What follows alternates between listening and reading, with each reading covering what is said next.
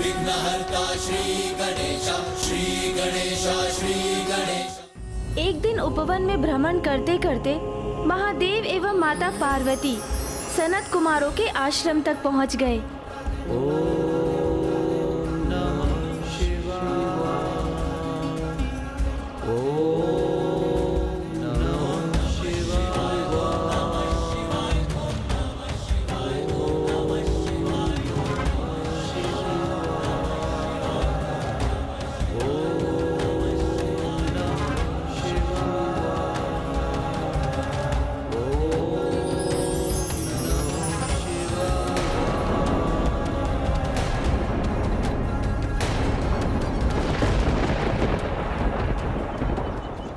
महादेव, माता पार्वती प्रणाम।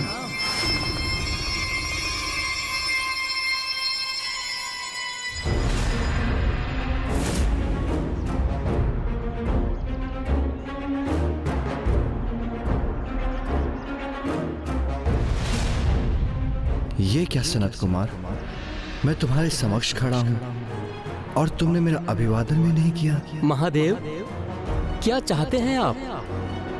कौन आपको प्रणाम करे? मेरा शरीर अथवा मेरी आत्मा? मेरा ये शरीर तो मिथ्या है, नश्वर है। इसका एक ना एक दिवस तो अंत होना अनिवार्य है, इसलिए इसका कोई महत्व नहीं। जो सत्य है वो मेरी आत्मा है, और यदि आप मेरी आत्मा का अभिवादन चाहते हैं तो मेरी आत्मा में उसी का अंश है जो आप स्वयं हैं। अर्थात हम एक ही तत्व हैं। तो फिर कौन बड़ा और कौन छोटा? तो मैं उठकर आपको क्यों प्रणाम करूं?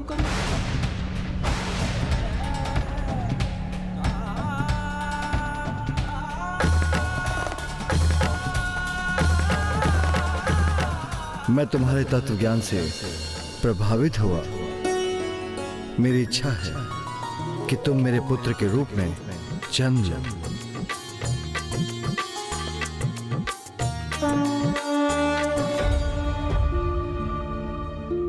धन्यवाद प्रभु, आपका ही पुत्र बनकर जन्म लेना तो मेरा सौभाग्य होगा। अर्थात केवल आपका पुत्र नाथ?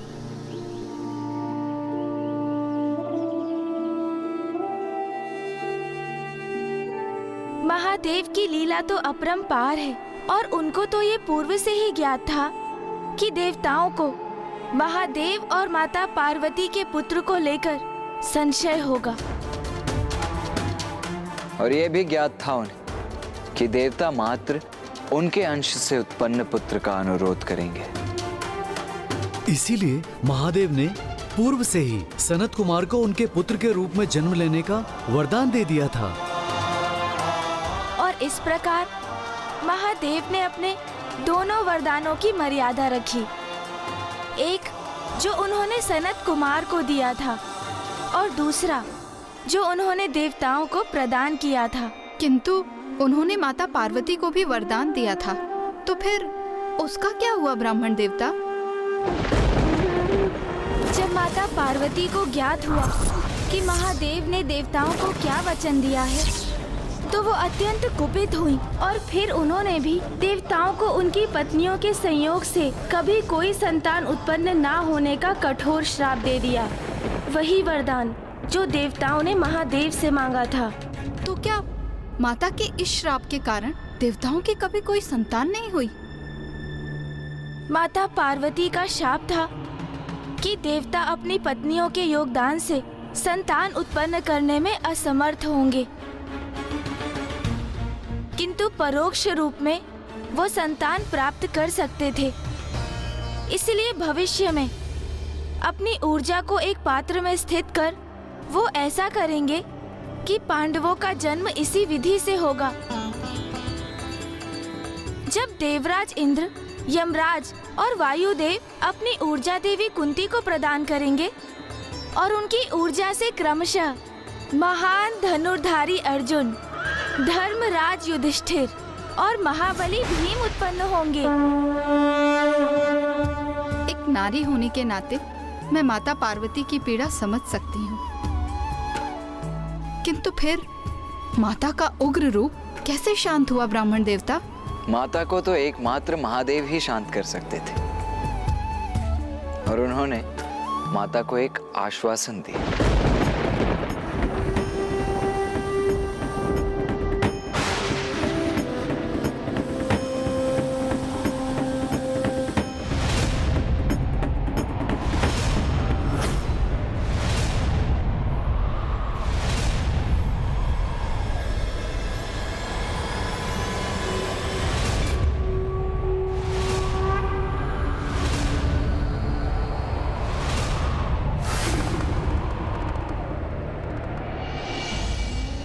स्वामी, एक नारी के लिए इससे बड़े दुर्भाग्य की बात और क्या हो सकती है भला?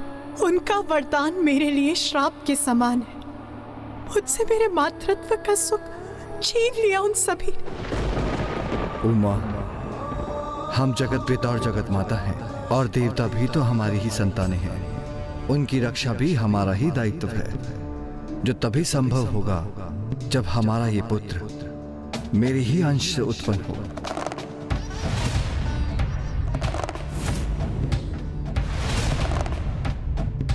किंतु मेरी ऊर्जा से जीवन प्राप्त करने पर भी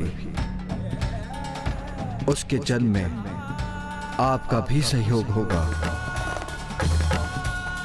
आपका भी अंश समाहित होगा।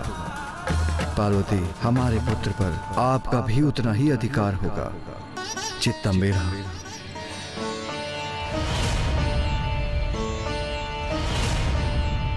स्वामी, क्या ये संभव है? किंतु कैसे? मुझ पर विश्वास रखिए उमा।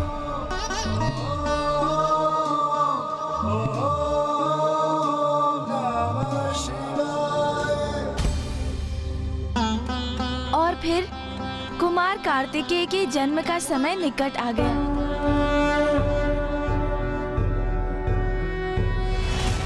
योगीश्वरो महासेनः कार्तिकेयो अग्निनन्दनः स्कन्दः कुमारः सेनानिः स्वामी शंकर संभव।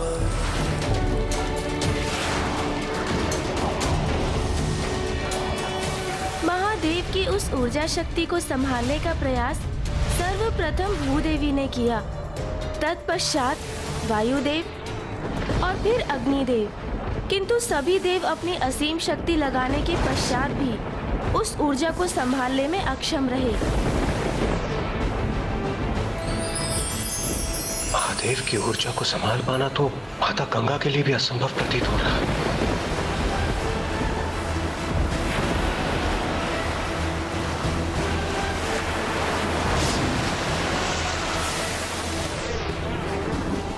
महादेव की ऊर्जा को सह पाना सभी के लिए असंभव। इस प्रकार उनके पुत्र का जन्म कैसे संभव? अब कैसे होगा ताड़कासुर का वध? मेरी ऊर्जा अब उचित गंतव्य पर पहुंची है। सरकंडूब ही उसे संभाल पाने में सक्षम है।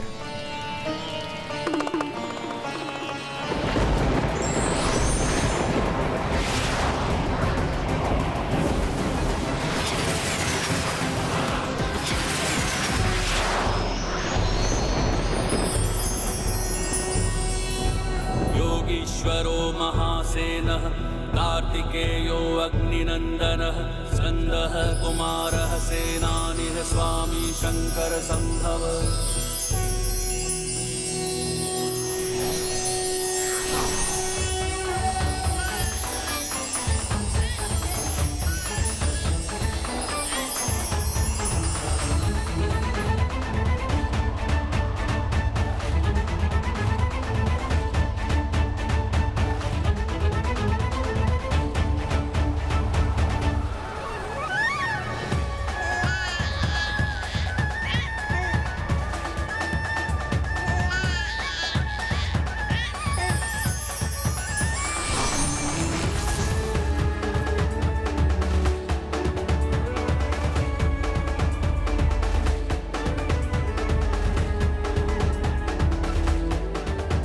कौन है ये दिव्य सुंदर शिशु जो अपने सुंदर नेत्रों से हमें देख रहा है?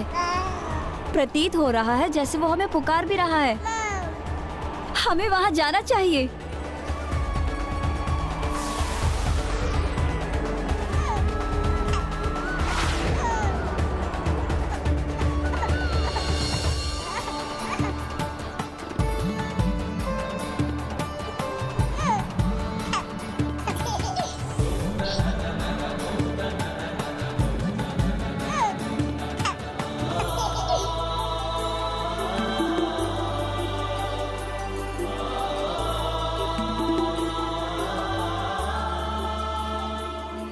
ये दिव्य शिशु तो महादेव पुत्र है।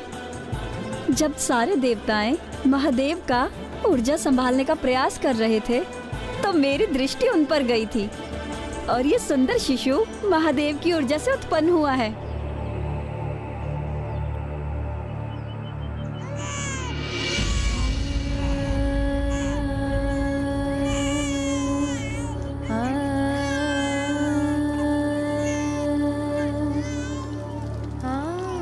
उमा, सरकंडूब तो आपका ही स्वरूप है, इसलिए मेरी ये संतान तो आपकी भी संतान है।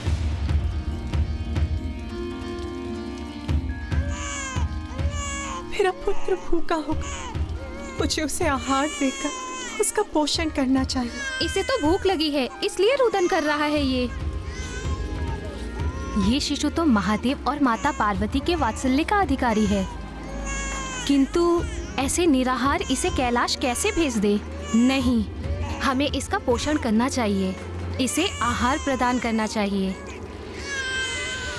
उमा, मुझे ज्ञात है आप अपने पुत्र को अपने आंचल में भरकर उसे सस्नेह आहार देने के लिए आतुर हैं, किंतु आपका पुत्र कीर्तिकाओं को अपना आहार प्रकट करने की अनुमति दे रहा है, उन्हें आशीष दे रहा है, जिसके उपरांत वह आपके पास कैलाश आ जाएगा।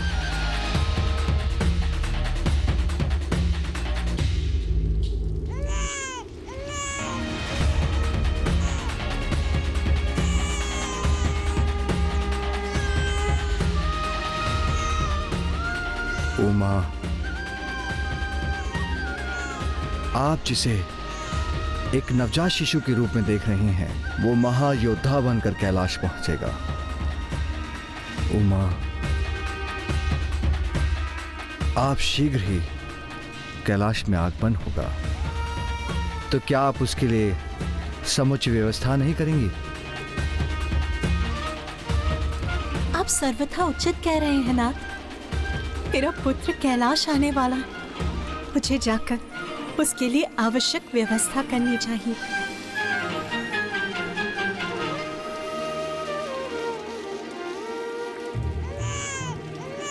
बस बस पुत्र, मैं अभी तुम्हें दुग्धपान करा देती हूँ।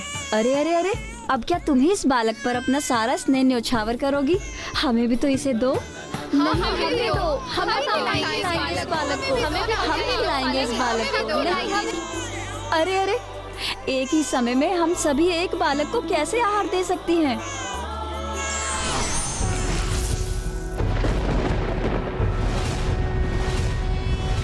योगीश्वरो महासेनः कार्तिकेयो अग्निनंदनः स्कंदः कुमारः सेनानिः स्वामी शंकर संभव।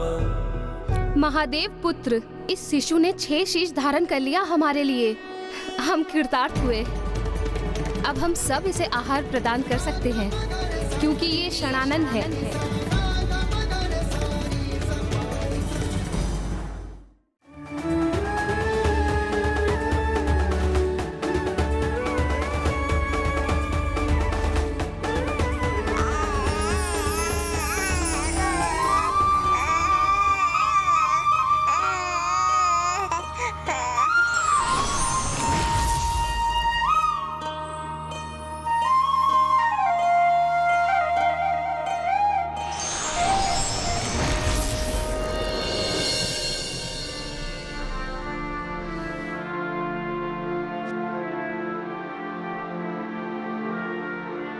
और इस प्रकार उन महायोद्धा महादेव पुत्र कुमार कार्तिकेय का जन्म हुआ। जो भविष्य में तारकासुर का वध करने वाले थे। तो अब तो देवता चिंता मुक्त होकर आनंदित हो गए होंगे।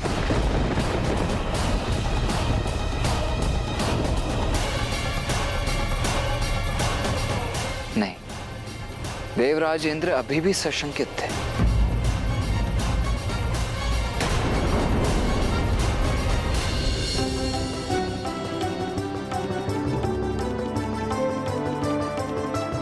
अपने शिशु रूप में भी कितने दिव्य और तेजस्वी हैं महादेव पुत्र। पर है तो वो शिशु ही।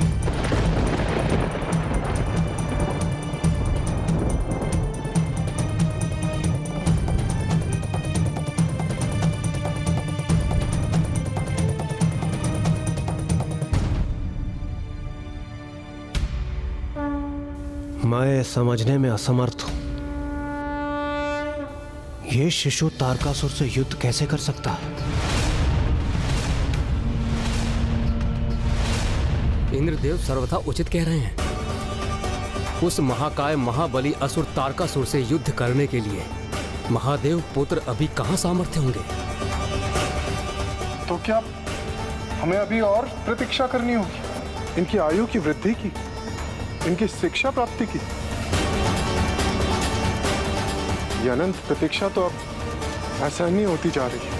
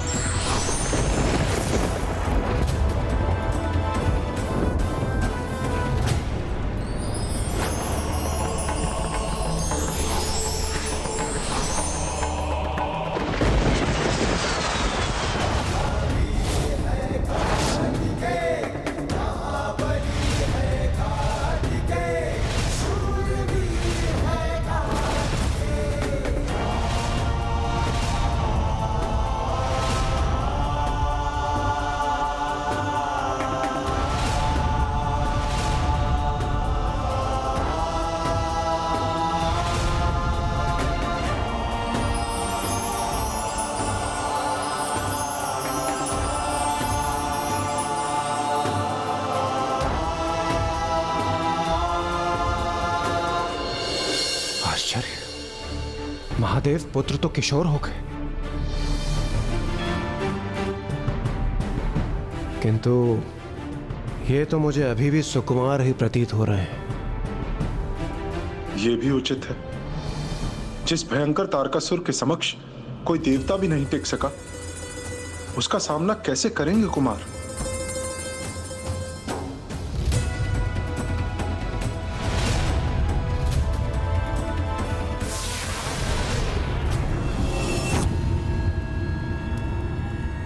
आप क्यों नहीं समझ रहे महाराज? जिनका जन्म हुआ है उनके समक्ष आप कदापि नहीं टिक सकेंगे। नियति निर्धारित है। अब तो आप इस सत्य को स्वीकार कीजिए महाराज। बहुत अभिमान था ना आपको अपने विश्वास पर, किंतु स्वयं को सुरक्षित रखने की आपकी सभी योजनाएं असफल रही। और फिर अब तो महादेव का पुत्र भी उत्पन्न हो गया है, जिससे सर्वथा अनुचित प्रमाणित हुआ है आपका विश्वास महाराज।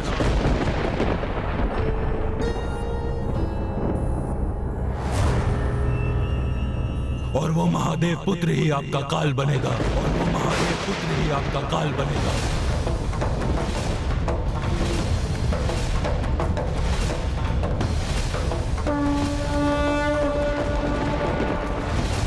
आपका तो सर्वनाश होगा ही, किंतु इन सभी का सर्वनाश होगा। और इस सर्वनाश से मैं भी सुरक्षित नहीं रहूंगा, मेरा भी अंत होगा। आया आपका काल महाराज, आप ही नहीं टिक सकेंगे उसके समक्ष।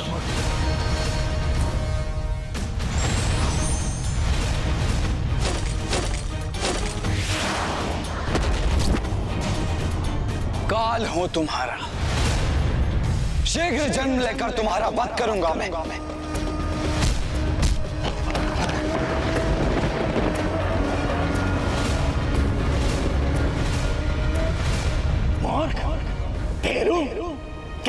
असुर हो तुम। असुरों की भावी पीढ़ियां असुरों के नाम पर कलंक के रूप में स्मरण करेंगी तुम्हें। मुझसे ऐसे दुर्वचन कहने का दुस्साहस कैसे किया तुमने? विजयदान! जी महाराज। पंचा को बुलाओ। जी महाराज। पंचा! पंचा! पंचा! अब ये पंचा कौन है?